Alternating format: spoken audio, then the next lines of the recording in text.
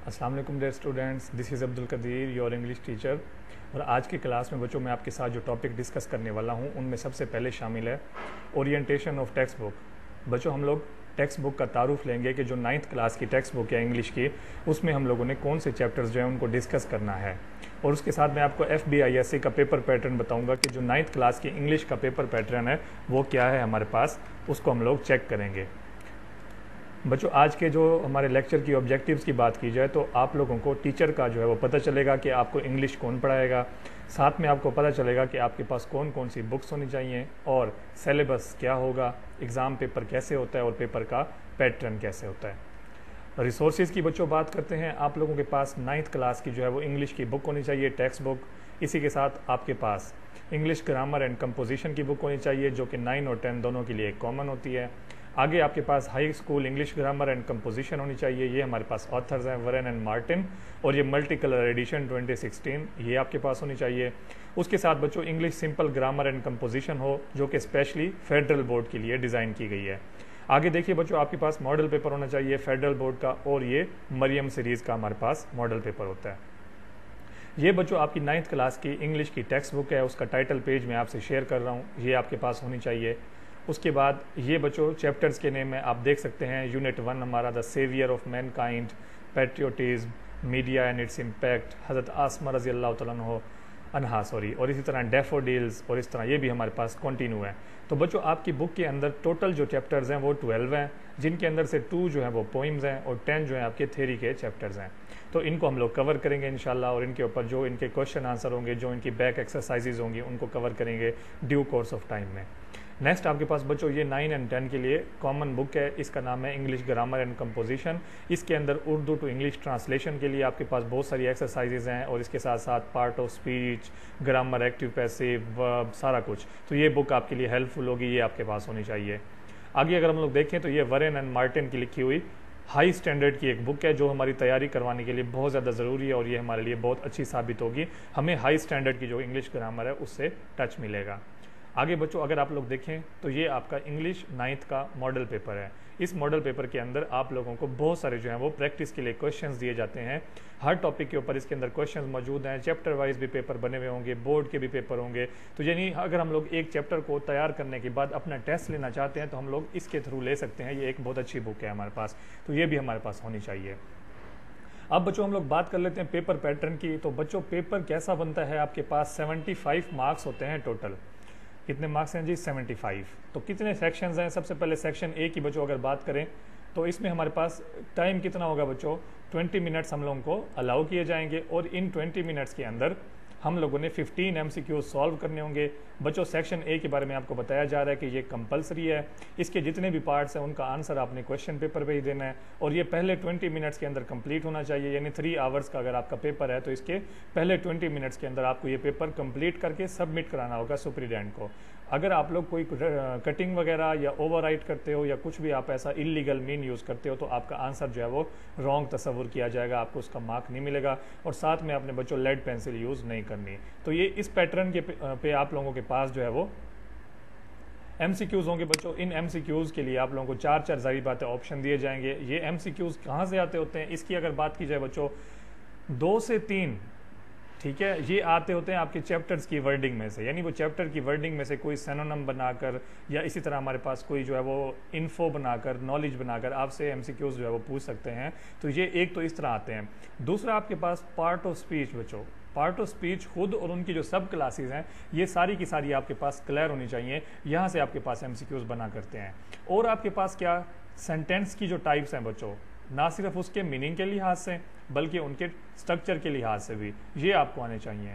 और बच्चों आपको क्या आना चाहिए? कंडीशनल सेंटेंसेस आपको आने चाहिए, जेरन, पार्टिसिपल, प्रेजेंट, पास्ट, ये आपको आने चाहिए। वर्ब की टाइप आपको पता होनी चाहिए। तो ये सारी चीज़ें मैं आप लोगों से शेयर कर चुका हूँ, और ये वीडियोस जो है वो मौजूद हैं। अगर आप लोग देखना चाहें तो आप लोगों को वहाँ वो मिल भी सकती हैं यूट्यूब चैनल पर। तो आगे अगर हम लोग बात करें बच्चों तो ये 15 MCQs होंगे। हर MCQ जो है वो 1 नंबर का होगा। जब आप लोग ये MCQ सॉल्व कर लेते हैं बच्चों 75 मार्क्स का पेपर है ना, 15 तो हो गए इनके। तो जिस स्टूडेंट ने मैक्सिमम मार्क्स लेने हैं, यानी फॉर एग्जांपल 70 मार्क्स अगर आपने लेने हैं, तो ये 15 के 15 आपके ठीक होने चाहिए। ये 15 ठीक होंगे तो इंशाल्लाह आप लोग ज़रूर 70s के अंदर आ जाएंगे। वैसे मैं आपको अपना रिकॉर्ड बता लूँ कि मेरे जो है वो 71 मार्क्स थे दोनों पार्ट्स में, पार्ट 1 में भी और 2 में भी, यानी 9th में भी और 10th में भी।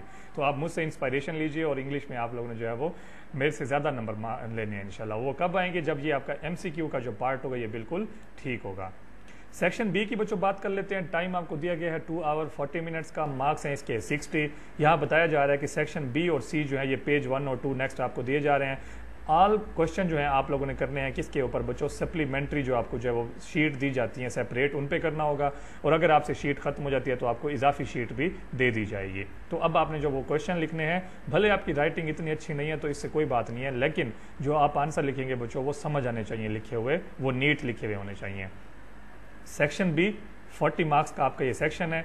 आपने क्या करना होगा बच्चों? Attempt any 6 from the following parts in about 30 to 40 words each with reference to your text book. कि आपकी टेक्स्ट बुक के अंदर से हम लोगों ने यहाँ पर 9 क्वेश्चन दिए हुए हैं टोटल, और आपने बच्चों करने कितने हैं? 6 करने हैं। हर क्वेश्चन के मार्क्स कितने होंगे? 3। तो जब आप 6 क्वेश्चन हल करोगे तो आपके पास कितने मार्क्स आ जाएंगे? इसके टोटल 18 मार्क्स का आपका ये क्वेश्चन होंगे। तो ये कहाँ से आते होते हैं? इसकी बात अगर की जाए बच्चों, हो सकता है कि ये चैप्टर के एंड पे जो एक्सरसाइज होती है वहाँ से आ जाए, लेकिन ये बात ज़रूरी नहीं है। ये क्वेश्चन वो खुद से मॉडिफाई करके दे सकते हैं, लेकिन जो चैप्टर्स आप लोग पढ़ोगे ये उन्हीं के अंदर से होंगे। इसके लिए बहुत अच्छे से रीड करना होगा हम लोगों को चैप्टर्स को, और मैं चैप्टर्स जो है वो आपके साथ 7 चैप्टर्स को डिस्कस कर चुका हूँ, और उन सब की जो वीडियोज़ हैं वो भी वहाँ पे मौजूद हैं, आप उसको देख सकते हैं। तो ये हमारे पास बच्चों क्वेश्चन होंगे टोटल 9। इनमें से हम लोगों ने आंसर कितने करने होंगे? 6। यहाँ पे मैंने कम लिखे हुए हैं, सिर्फ आपको हिंट देना था, इस वजह से टोटल ये 9 होते हैं, आपने करने होते हैं 6। तो बच्चों अब हमारे पास जो नेक्स्ट क्वेश्चन आता है वो हमारी पोइम्स में से आता होता है। तो मैंने आपको बताया है कि आपके जो सिलेबस है इसके अंदर टोटल पोइम्स कितनी है बच्चों? 2। एक पोइम में से वो आपको स्टैंजा देगा पैराफ्रेजिंग के लिए। तो ये देखिए क्या है? Paraphrase the following stanza.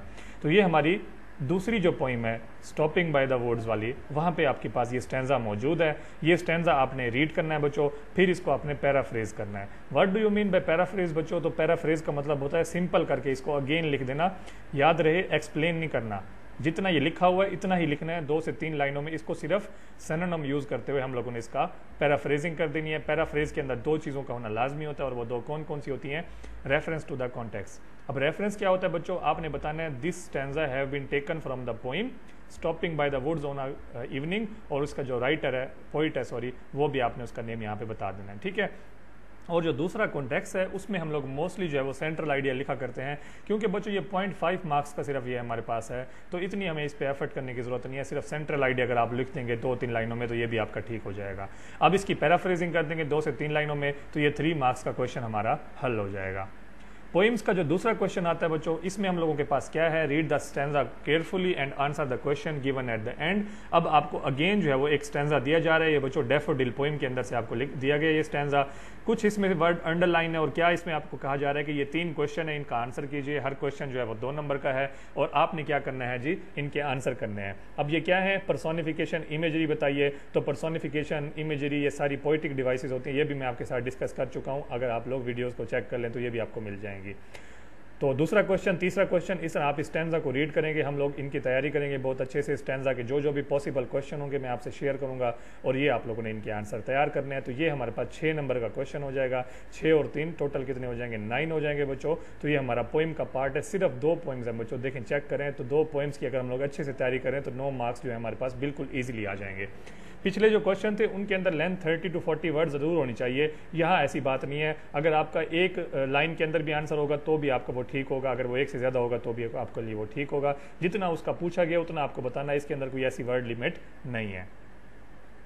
Next पे आ जाइए बच्चों, ये अब आपके पास क्वेश्चन 4 उसका ए पार्ट आ गया है। Change the voice of any following, यानी कि 5 हमारे पास हम लोगों ने वॉइस को चेंज करना है। टोटल हमारे पास ये 7 या 8 होते हैं।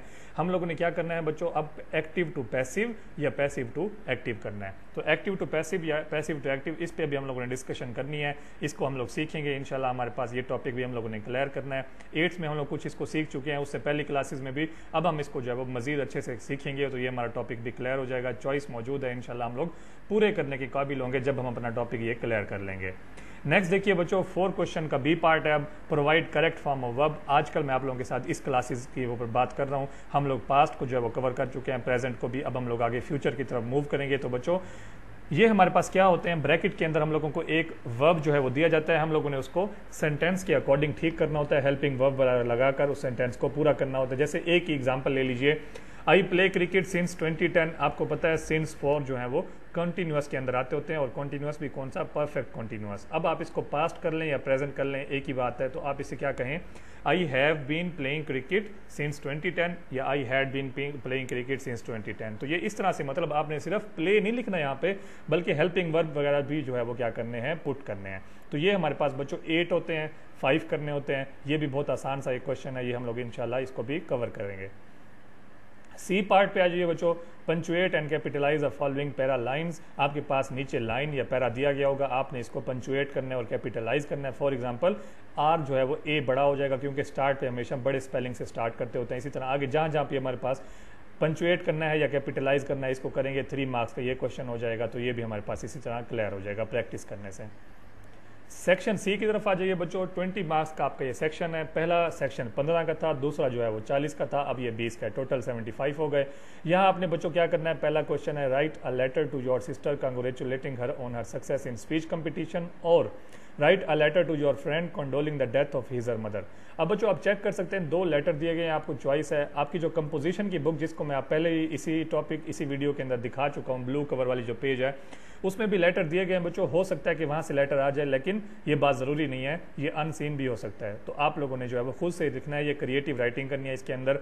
तो ये आपका 8 मार्क्स का क्वेश्चन होगा। लेटर लिखने का क्या पैटर्न है, तो जब इसका टॉपिक आएगा तो हम लोग इसको भी डिस्कस कर लेंगे। नेक्स्ट क्वेश्चन के ऊपर चलते हैं बच्चों। अब 6 क्वेश्चन में हम लोगों ने पैराग्राफ लिखना है। याद रहे कि 70 to 80 वर्ड्स। अब बच्चों आप लोग कंफ्यूज करते हैं पैराग्राफ और ऐसे को। बच्चों बहुत सारे पैराग्राफ मिलते हैं तो एक ऐसे बनता है। तो 15 से 14 से 13 इतनी लाइंस का अगर हम लोग एक कॉन्टिन्यूअस लिखेंगे, यानी एक तरफ से शुरू करके उसको एंड तक ले जाएंगे, जहां पे रुकना है वहां पे जाके खत्म करेंगे, दरमियान में कोई लाइन ब्रेक नहीं करेंगे हम लोग, कोई स्टॉप नहीं करेंगे, यानी कि फुल स्टॉप कॉमा ये तो हम लगाते रहेंगे। जैसे हम लोग लाइन चेंज करके नेक्स्ट लाइन पे आ जाते हैं, ऐसा नहीं करना। पैराग्राफ चेंज नहीं करना, स्ट्रेट एक ही तरफ से हमने शुरू करके उसको एंड करना है। और वर्ड्स कितने होने चाहिए, 70 to 80। फॉर एग्जाम्पल मेरी राइटिंग के अकॉर्डिंग मेरे एक लाइन के अंदर अगर 7 वर्ड्स आते हैं तो मुझे क्या करना पड़ेगा, 10 to 12 लाइन लिखनी होगी। चलो मैं कहता हूँ जी ज्यादा लिख लेते हैं, 15 लिख लेते हैं। तो इतनी ज्यादा लाइंस हम लोगों ने लिखनी है बस, और कम से कम 12 लाइनें, ये हम लोगों का क्राइटेरिया है। अगर आप ज्यादा लिखोगे तो बाद बच्चों अपने मार्क्स कटवाओगे आप लोग, क्योंकि उन्होंने खुद जब कहा है कि 70 to 80 वर्ड्स लिखने, तो हम कैसे यहाँ पे ज्यादा लिख सकते हैं। तो इस बात का ख्याल करना है आप लोगों ने। हालांकि अल्लामा इकबाल का जो टॉपिक दिया हुआ है, तो अल्लामा इकबाल पे तो ऐसे लिखे जाते हैं, किताबें लिखी जाती हैं। हमने क्या करना है, सिर्फ मेन पॉइंट उठा के यहाँ पुट करने अल्लामा इकबाल की लाइफ में से। तो इस बात को आपने बहुत फोकस करना है कि ये ऐसे नहीं है, ये क्या है बच्चों, ये है हमारा पैराग्राफ। तो ये कितने मार्क्स का है, 6 मार्क्स का है, 2 दिए हुए हैं, 1 करना होगा। इंशाल्लाह ये भी इजीली हो जाएगा। आगे आ जाइए बच्चों, 7 क्वेश्चन है। यहाँ पे हमारे पास चॉइस होती है, या तो आपने इन उर्दू को इंग्लिश में ट्रांसलेट करना है। ये कितने होते हैं बच्चों, 9 होते हैं, आपने करने होते हैं 6। और ये कहाँ से आते हैं, तकरीबन आपकी कंपोजिशन की जो बुक है वहाँ से आ जाते होते हैं। तो इनको जब हम लोग टेंसेस को कवर करेंगे तो ये भी हमारे टॉपिक इंशाल्लाह, बहुत प्रैक्टिस की ज़रूरत है बच्चों इसके ऊपर, तो ये भी हमारे पास कवर हो जाएगा। और इसके साथ आपको डायलॉग लिखना भी जो है वो चॉइस दी जाती है कि अगर आप चाहते हैं कि डायलॉग लिखना है तो वो भी लिख सकते हैं।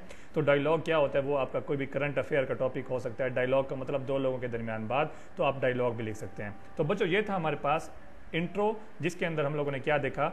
लेट्स रिव्यू अगर हम लोग करें कि हम लोगों ने आज क्या डिस्कस किया है। टेक्स्ट बुक मैंने आपको बताया है, और FBISC का जो इंग्लिश का पेपर पैटर्न था वो भी मैंने आपसे डिस्कस किया है कि कौन कौन सी टेक्स्ट बुक हो और कौन सा आपके पास पेपर का पैटर्न होता है। तो बच्चों ये था हमारा आज का लेक्चर। अगर आपको जो है वो पसंद आया तो ज़रूर इसको लाइक एंड सब्सक्राइब कीजिए। बहुत बहुत शुक्रिया। अल्लाह हाफिज़।